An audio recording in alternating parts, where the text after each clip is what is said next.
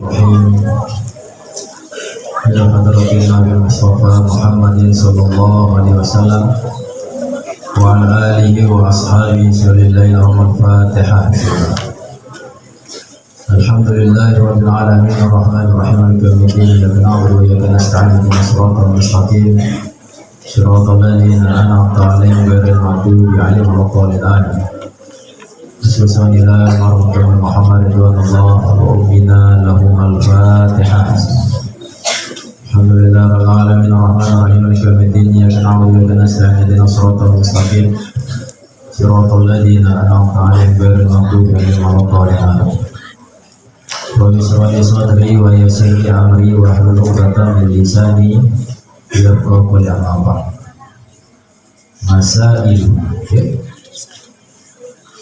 Masailu fi masil mushafi wa hamli. Permasalahan dalam menyentuh mushaf wa hamlihi dan membawa. Sebelumnya sudah kita bahas tentang perkara yang diharamkan bagi orang yang hadas, khususnya hadas kecil. Ada 4 yang dilarang, termasuk juga hadas besar, ya, junub dan juga haid.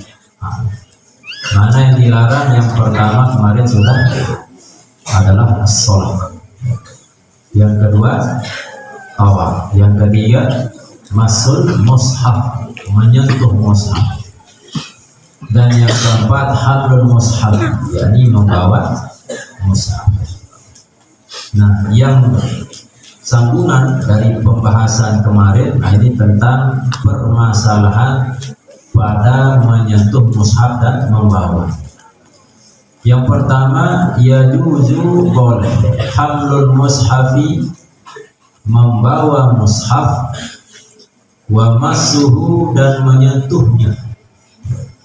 Jadi menyentuh atau membawa mushaf nanti hukumnya boleh bagi siapa? Lisobiyil mumayyiz, bagi anak-anak yang mumayyiz.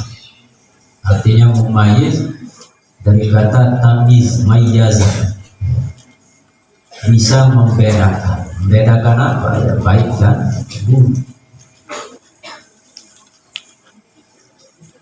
Bolehnya menyentuh atau membawa mushaf bagi anak-anak yang tamyiz lidirasati faqat, untuk belajar faqat, untuk belajar saja. Ini menurut Indah Bani Hajar, menurut Ibnu Hajar, War-Ramli dan Imam Ar-Ramli. Menurut Ibnu Hajar dan Imam Ramli, bagi anak kecil untuk belajar, entah dia sentuh atau dia bawa Quran, tidak masalah. Wa yajuzu, dan boleh inda ba mahramah, menurut Imam ba mahram, walau li ghairi dirasati, meskipun untuk selain belajar. Jadi lebih umum dia pendapat dari ba mahramah ini. Mau membawa Quran, menyentuh Quran untuk belajar atau untuk dia bawa-bawa saja, terserah, bebas, tidak berdosa, tidak haram. Yang kedua, jildul mushafi, kulit mushaf, yang dibungkus kulitnya. La yajuzu, tidak boleh masuhu, menyentuhnya, wala hamluhu, dan juga tidak boleh membawa, illa, melainkan. Kalau disebut melainkan berarti nanti kulitnya, covernya itu boleh disentuh atau dibawa. Kapan? Idza inqata'at, apabila terputus atau tidak dianggap nisbatuhu, nisbahnya, yakni penamaan daripada kulit mushaf tadi. Anil mushafi, daripada mushaf. Bi'an ustu'mila, dengan bahwasanya dipakai fi kitabin akhar, pada kitab yang lain. Misal ada Al-Quran punya kulit atau cover luar, nah lalu covernya terputus atau sobek. Nah, selama covernya itu masih dinisbahkan kepada mushaf, maka tidak boleh dipegang, karena itu masih bagian daripada mushaf. Kecuali kalau covernya itu tidak ada kaitan lagi dengan mushaf, artinya cover itu dipakai di kitab yang lain, dipakai dibungkus untuk kitab yang lain, atau tidak ada lagi tanda-tanda bahwa itu kulit Quran. Nah, berarti nisbah ke mushaf itu sudah tidak ada, maka boleh. Kecuali kalau masih utuh ya, kulitnya itu, pembungkusnya, maka sama statusnya dia dengan mushaf, kulitnya tidak boleh disentuh dan dibawa. Yang ketiga, laujul lidal mushafu, jikalau dijilid al mushafu, yakni Quran mushaf, ma'a ghairihi, beserta lainnya. Artinya mushaf ini dijilid dengan kitab yang lain misalnya.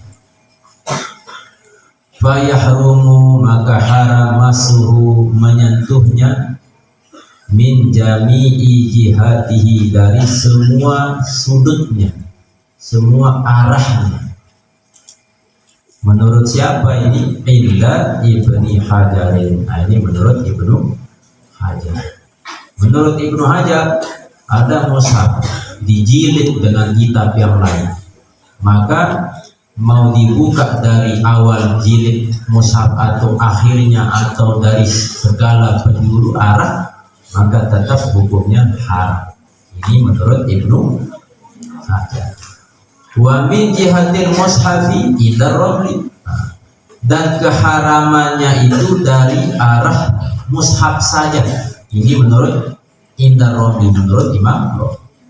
Misalnya di sebelah kanannya ya, itu mushaf, nah sebelah kiri kitab lain, ditempel, dijilid jadi satu. Kalau menurut Ibnu Hajar, mau dipegang dari arah kanan atau dari kiri atau dari depan belakang, asalnya sama-sama disebut mushaf karena satu jilid. Nah, berbeda dengan Imam Rabli. Nah, yang haram itu di arah mushafnya itu saja, sebelah kanan. Kalau sebelah kiri berarti tidak, bukan arah mushaf. Wajawaza, nah ini ada pendapat baru lagi. Jawaza, dan membolehkan. Siapa? Ba Makhramah, yakni Imam Ba Makhramah, masahu, akan menyentuhnya, min jamil jihad, dari segala arah, bebas. Jadi ada 3 pendapat di sini.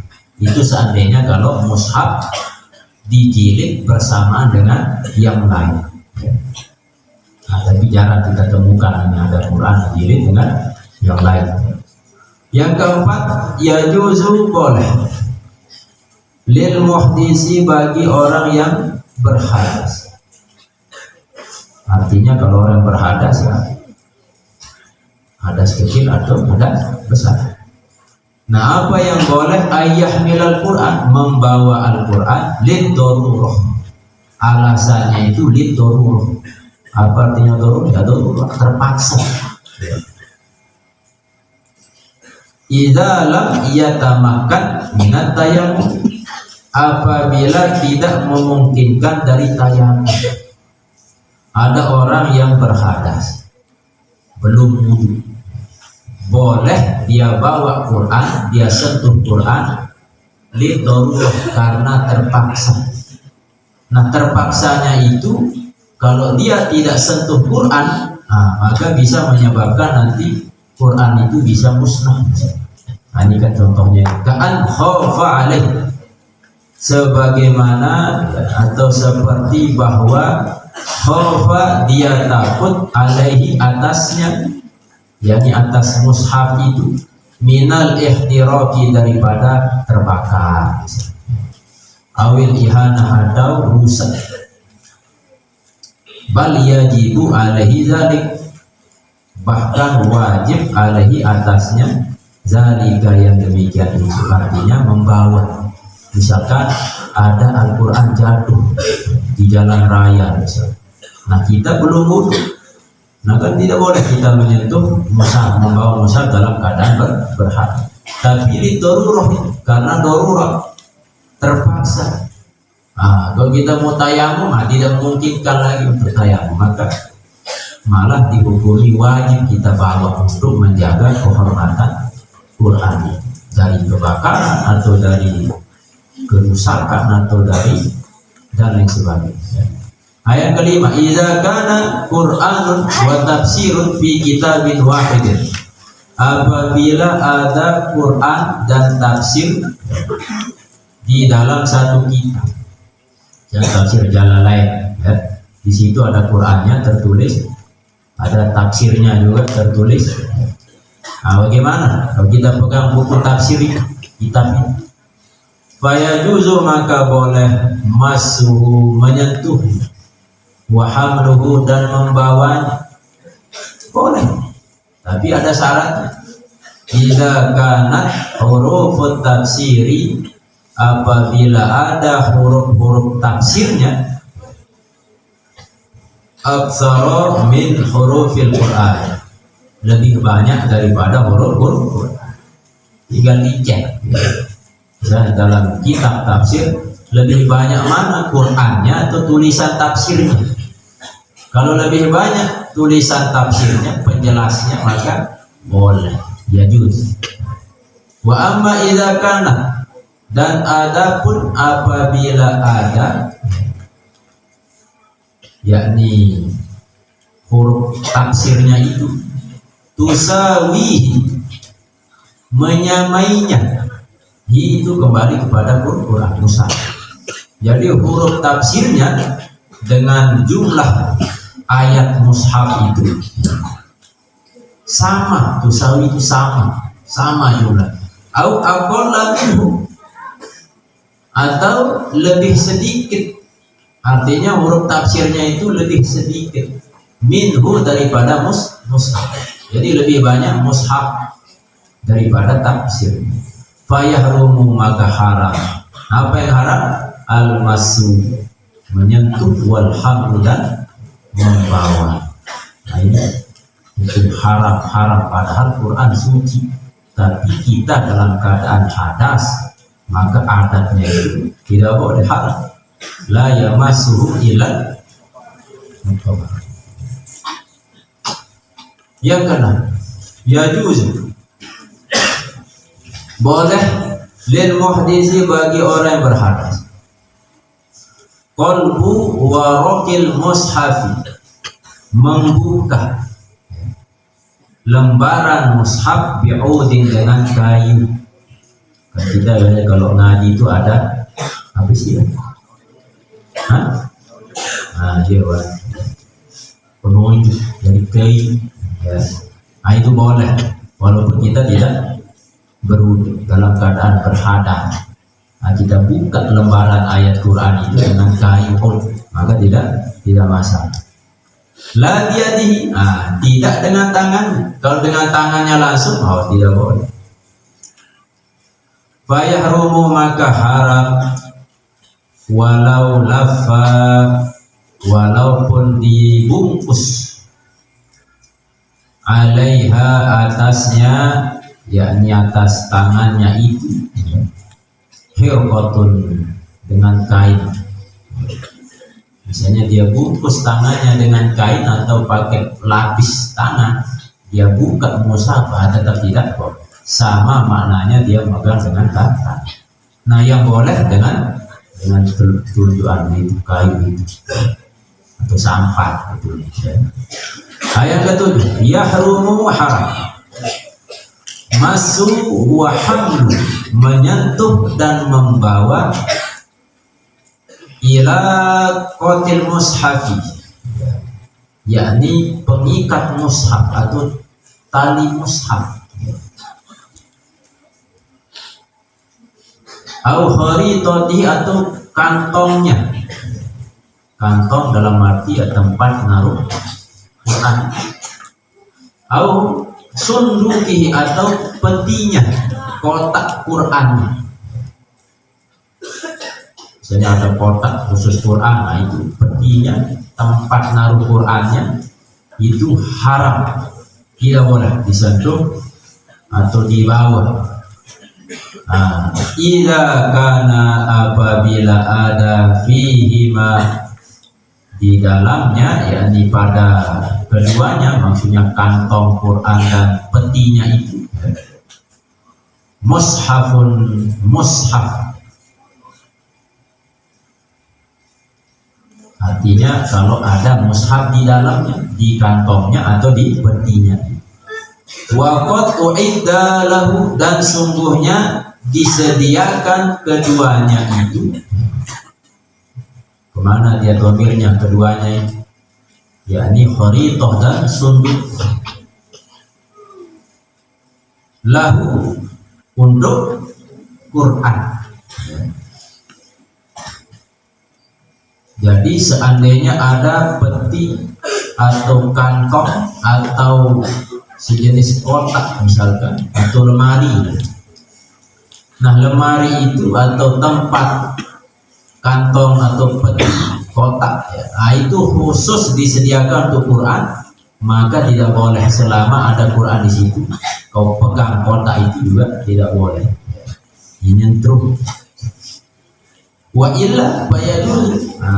Jika tidak maka boleh. Artinya jika ada lemari atau kotak disediakan, tidak hanya fungsinya untuk simpan Quran, tapi bisa untuk buku yang lain atau barang yang lain, maka tidak boleh, tidak masalah walaupun kita pegang. Selanjutnya alladzi yahrumu bil janabah, sesuatu yang haram bil janabati, dengan janabah, junub, wal haid dan haid, ma'an, khusus kedua-duanya. Kalau yang tadi, yang 4 tadi itu semua bagi yang hadas kecil, hadas besar, junub dan haid itu tidak boleh. Mulai dari sholat tidak boleh, tawaf tidak boleh, menyentuh Quran, membawa Quran, yang 4 itu tidak boleh, haram.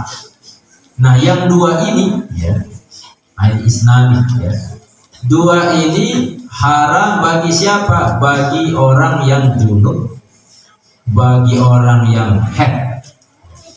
Berarti kalau orang yang hadas kecil itu tidak masalah. Mana yang haram bagi orang yang junub dan haid? Isnani, ada 2. Mana yang 2? Pertama, al-lubsu fil masjid, yakni berdiam diri di masjid, momot mencu di masjid. Nah, ini bagi junub dan haid, orang haid. Nah, itu haram.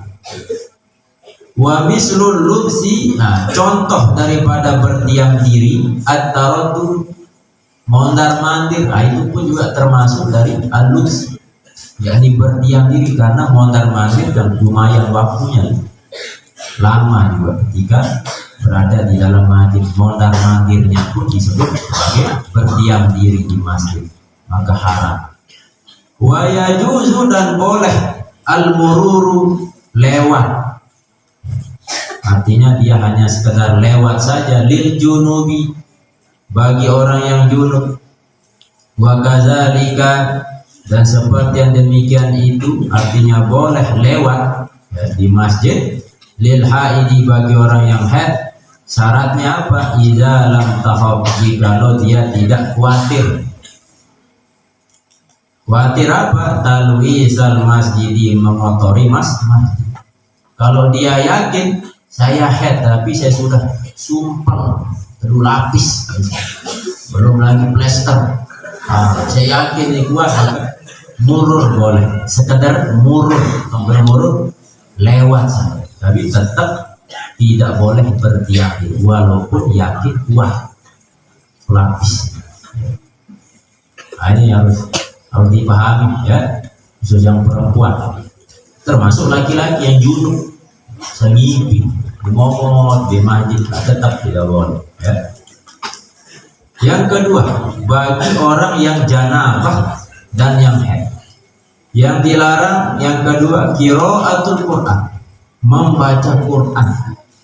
Nah, membacanya itu dengan apa tujuannya? Biqasdil qiraat, tujuannya untuk membaca Quran.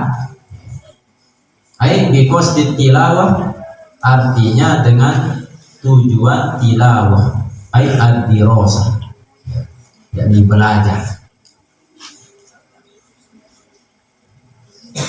Wali qiraatil Qur'ani halah, dan untuk membaca Quran itu ada banyak kondisi.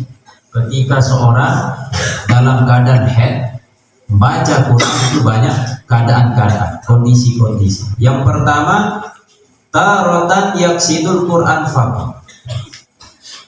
Satu ketika ada orang yang bermaksud dia Quran saja dia baca, fayahrumu maka haram. Ada orang yang haid atau dalam keadaan junub, lalu dia sengaja baca Quran. Apa baca? Ayat Quran, maka haram. Karena apa? Karena memang dia sengaja apa yang dia baca itu benar-benar Quran. Nah, yang kedua, tarotan, terkadang yaksidu, dia bermaksud goyrul Quran, dia baca Quran tapi niatnya itu bukan baca Quran, fala yahrumu, maka dia tidak haram. Nah, seperti apa contohnya? Kal istisqai, seperti berdoa penyembuhan, doa penyembuhan. Karena ada doa-doa dalam Quran sebagai penyembuh. Ada orang sakit, kebetulan yang sakit ini dia minta didoakan. Yuk, baik. Kebetulan Ustaz ini mandi junub dalam keadaan junub, maka dia baca doa istisqa untuk penyembuhan. Nah, doanya itu banyak dari ayat Quran, maka tidak masalah. Kenapa? Karena dia baca tujuannya untuk istisqa sebagai doa penyembuhan, bukan memang niatnya untuk baca Quran. Wa tahassuni, dan juga sebagai bentuk menjaga diri. Misalnya dia lewat di tempat yang gelap atau ada yang melakukan tindak kejahatan, dia ada doa dari Quran, dia baca sebagai tahassun, penjagaan diri, maka boleh. Wa tabarruk, atau juga mencari keberkahan, tidak masalah. Atau niat zikir, tidak masalah. Misalnya ketika kita haid, perempuan atau orang yang junub dengar ayat, ada informasi seorang meninggal dunia, lalu dia berkata inna lillahi wa inna ilaihi raji'un. Nah, inna lillahi itu kan ayat Quran, tapi dia bukan tujuannya baca ayat Quran. Nah, dia baca zikir karena dia mendengar seorang yang telah meninggal dunia, lalu dia ucapkan kalimat istirja. Nah, itu boleh. Nah, yang ketiga, tarotan yaksiduhuma, terkadang niat atau maksud seseorang itu yaksiduhuma, dua-duanya. Maksudnya dua-duanya, ben niat baca Quran, ben niat penyembuhan. Nah, kalau dua-duanya payahmu, maka tetap haram. Nah, yang boleh itu yang nomor 2 tadi, dia sengaja baca Quran itu tujuannya itu bukan untuk baca Quran, tapi untuk yang lainnya, seperti istisqa, tahassun, dan tabarruk tadi. Wataratan, nah ini yang keempat, dan terkadang yutli, dimutlakan. Artinya dimutlakan itu tidak dia tentukan mana yang disengaja, mana yang tidak. Fala yahrumu, maka tidak haram. Nah, ketika dia baca, dia tidak niatkan mau baca Quran atau tidak sama sekali, fala yahrum, maka tidak apa, alias tidak haram. Alladzi yahrumu bil haidi faqat, yang haram dengan sebab haid saja. Kalau tadi yang haram bagi orang yang junub dan orang yang haid, ada dua tadi, diam diri di masjid dan membaca Quran. Nah, khusus bagi orang yang haid itu haram arba'atun nafar. Nah, ini perempuan. Khusus bagi orang yang haid. Berarti ada orang yang hadas kecil bukan? Tidak apa-apa. Ini khusus bagi yang haid saja. Atau lagi yang haid silahkan. Nah, ini juga haram. Ada yang haid? Nah. Yang pertama as-shaum. Perempuan yang haid haram as-shaum, puasa. Harap dengan ini lebih rajin di haid puasa. Bukan pahala dosa. Kenapa dosa? Karena mempermainkan ibadah. Dia tahu bahwa puasa itu, orang haid itu tidak boleh puasa, tapi dia puasa. Ini haram. Faiza ingkota adamu, maka apabila terputus adamu, darah, artinya sudah selesai darah. Halal alias boleh, laha baginya, jadi bagi perempuan yang haid,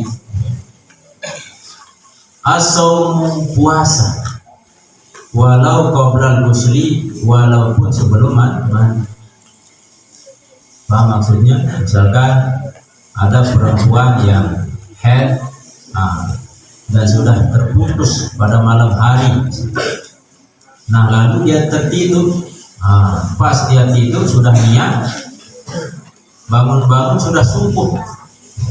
Nah, tidak apa-apa dia lanjut puasa walaupun dia belum mandi.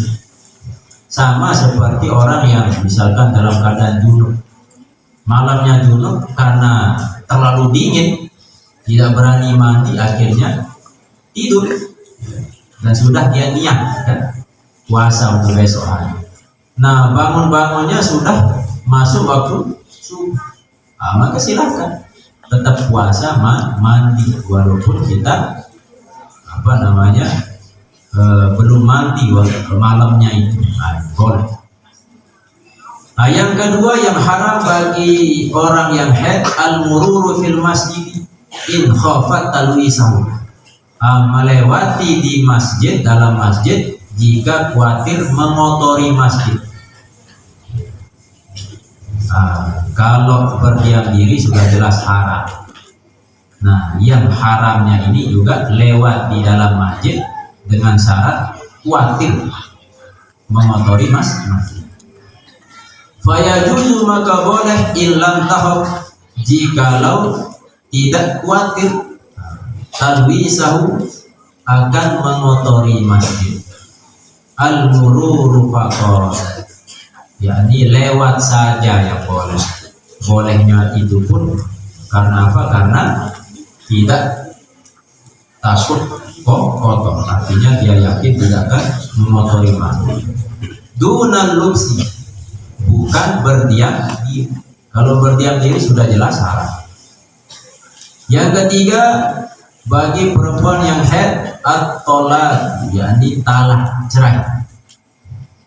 Jadi ada perempuan, istri kalian besok, lalu mau diceraikan. Nah, istrimu itu dalam keadaan haid, maka secara hukum bagi haram, berdosa.